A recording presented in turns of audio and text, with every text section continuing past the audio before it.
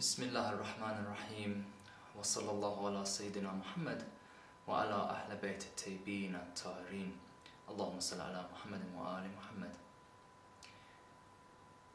Inshallah, today I planned a very short lecture regarding trials and temptations. Now you can call it tests, you can call it tribulations, you can call it whatever you like, whatever word that suits it best. Now, as human beings, we're constantly tested, we're constantly put under trials, and we're constantly tempted. For instance, when you go for a job interview, or when you apply for a job even, the first step is that you send your CV in. This itself is a test, a minor test. They want to see whether you have the outline of what they're looking for, whether you seem the suitable candidate for the job. After your CV passes and they're happy with it, they then call you in for some tests, for instance a numerical test and a grammar test. One to test your English and one to test your maths. Once you pass that, they then go on to the next stage and call you in for a proper interview where they speak to you face to face. Now here, according to their questions, if you answer correctly and you pass the test, you're then given the job. Through life we're tested, through school, through high school, through college, through university, even through jobs.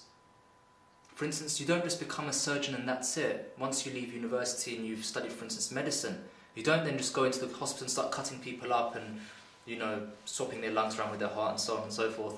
I'm a surgeon now, I've come out of university, I'm qualified. No. You have to work your way up the ranks. You become a junior house officer, a senior house officer, so on and so forth, until you reach the level of consultant. That takes several years. It takes hard work. It takes a lot of tests and trials before you're picked out as fit enough to be a consultant. Sometimes up to 10 to 15 years, I've heard some people say. Now, every job has its own form of tests, its own form of trials, and in order to reach the highest level, we have to carry out these tests. We have to perform them and do well in them. So inshallah, we'll look at a few verses from the Holy Bible, and then at the end we'll look at a few verses from the Holy Quran. Not long verses, just very short ones, just to see what these holy books say, inshallah. Now we'll first look at the Holy Bible to see what's said, what advice has been given to the Christian brothers of faith. Now, in the chapter James, there's a short heading called Trials and Temptations. Now I'll read it and then we'll touch on it a little bit. It says, "Consider it pure joy, my brothers, whenever you face trials of many kinds, because you know that the testing of your faith develops perseverance. Perseverance must finish its work so that you may be mature and complete, not lacking in anything." Now, it's beautiful how it's laid it out like a flowchart. It first puts that in order to become a mature and complete being, you have to have perseverance. You have to work hard. You have to keep going. And how do you keep going? What do you work hard for? You have to work hard through the trials. Now, the bit that I really like, that if anything attracts me towards Christianity, for me to have a better understanding, for me to want to learn about the faith of Christianity, is that it first starts off by saying, consider it pure joy. As in, you should be happy that you're being put through a trial. You should be happy that you're being tempted. Why? Because it's difficult, because what? Why should one be happy? It goes on to say that this very test, this very trial is almost a blessing in disguise. As in, The reason why you're being tested is to progress, to become better. If you're not tested, if you're just left to one side, you'll never know what you're made of. You'll never know how good you are. You'll never know what your strengths are and what your weaknesses are, so you can fix those weaknesses. Only with trials and temptations and tribulations and tests do you find out where you are lacking so that you can better yourself. That's when you become a complete being. That's when you mature. That's when you become perfect, that you don't lack in anything. Now it carries on to say, I'm not going to read the whole lot, just picking out bits that have stood out to me on the page that I liked. It says that when tempted, no one should say, God is tempting me. For God cannot be tempted by evil, nor does he tempt anyone. But each one is tempted when by his own evil desire he is dragged away and enticed. Then after desire is conceived or has conceived, it gives birth to sin. And sin, when it's fully grown, gives birth to death. Now, here it's very beautiful. It's saying that don't blame these tests and trials on God. Don't say God is testing me, God is putting me through this pain, God is putting me through this, that and the other. See, God does test you. I'm not saying God doesn't test you. What I'm saying is God doesn't tempt you with evil. God doesn't tell you, for instance, here's a pipe with God knows what people like to call it, the devil's lettuce. Whatever herbs are in there that are drugs, for instance, come and smoke it. God will never do this. This is the work of yourself and the devil. Now, when I say the devil, a lot of people like to justify their sin and by saying that the devil made them do it. That the devil came, whispered something in my ear and made me do it. Otherwise, I didn't want to do it. I was good. I wasn't even thinking of doing anything bad. You see, a lot of people justify their sin or like to feel comfortable when they sin by saying that on the day of judgment, they're going to stand there in front of Allah and say to God, God, it wasn't me that did it was the devil. He made me do it. He forced me to do it. The devil will then speak up. Now there are hadith regarding this. The devil will speak up and give a beautiful lecture. Now when I say beautiful, not because I like the devil, no. Because of how logical he argues his point and gets out of trouble. He says, look, you're blaming it on me, you're telling me I made you do this, I made you do that. How? Did I take your hand and force you to do it? Did I take your eyes and make you look at it? Did I take your, for instance, spoon and feed you that haram thing?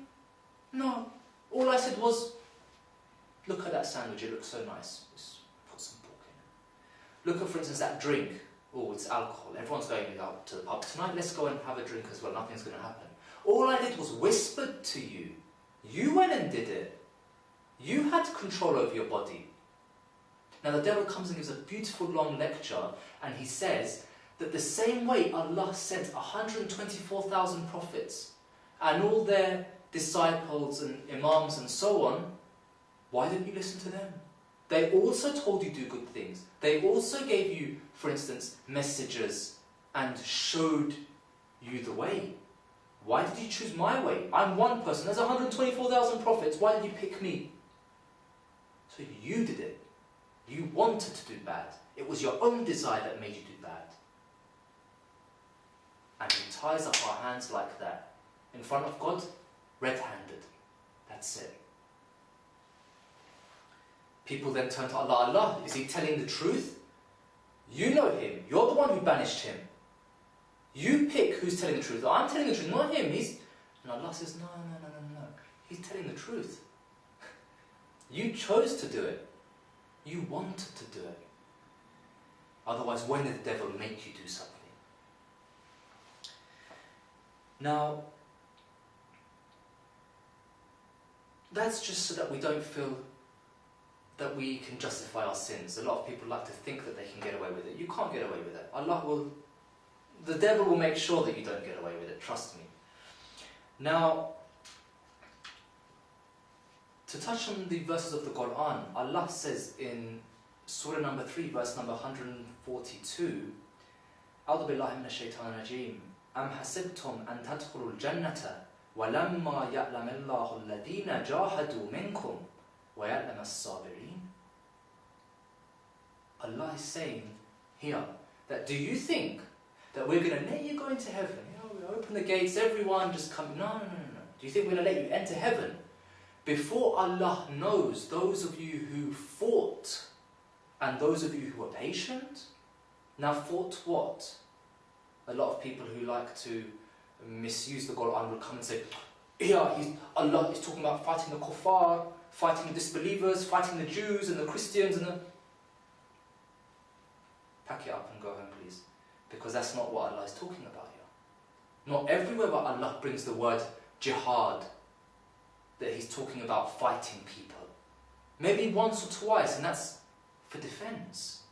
When you're being attacked, then fight back, for instance. Over here, Allah is talking about your own desires. Allah is saying that in order for you to enter heaven, we have to test you, and we have to put you through some kind of tribulations, and the devil may come and tempt you to do bad. Now, did you fight? Did you struggle to crush your desires? And were you patient that we can let you into heaven? So Allah is saying this. Imam Baqir alayhi salam says something very beautiful when he was sitting there discussing some things with his followers. He advised them and told them, look, the faithful believer should engage himself in fighting. Now, fighting what? Again, fighting the Jews, fighting the... No. Pack it up and go home. Not fighting the Jews and the Christians. They are brothers in faith. Over here, Imam Baqir says that the faithful believer should engage himself in fighting his desires for overcoming his passions. In other words,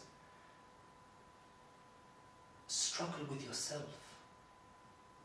You think it's easy to pick up a sword or pick up a gun and go into battle? Anyone can do that. That's nothing. You want to show that you're a real man. You want to show that you're a true faithful follower. Then fight yourself.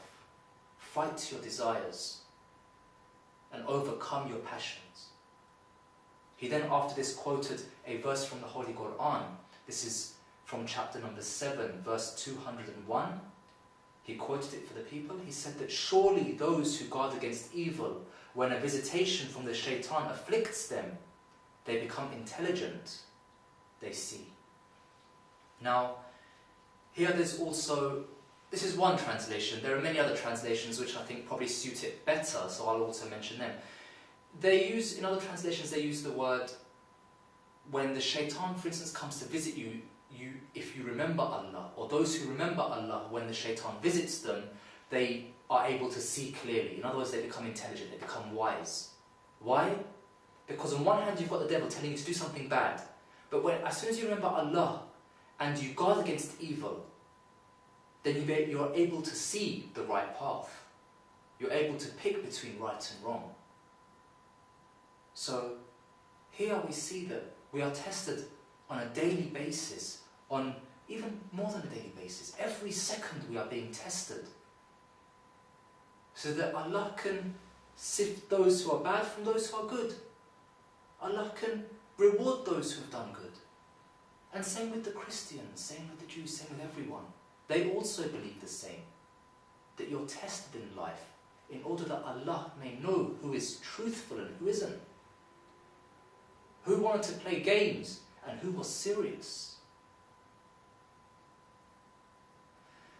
Inshallah, may Allah give us a tawfiq to be able to work on ourselves and to remember Him when we are afflicted with a trial or a test or a tribulation or temptation. For us to be able to remember Allah and ask for His help to overcome it. I pray that our Christian brothers and Jews as well also remember their Lord, for surely their Lord is also Allah, one Lord, one God. They may call him something different, but it's one God, that same one God.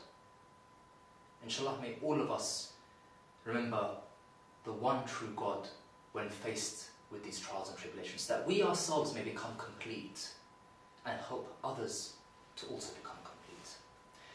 وصلى الله على سيدنا محمد وعلى أهل بيت الطيبين الطاهرين اللهم صل على محمد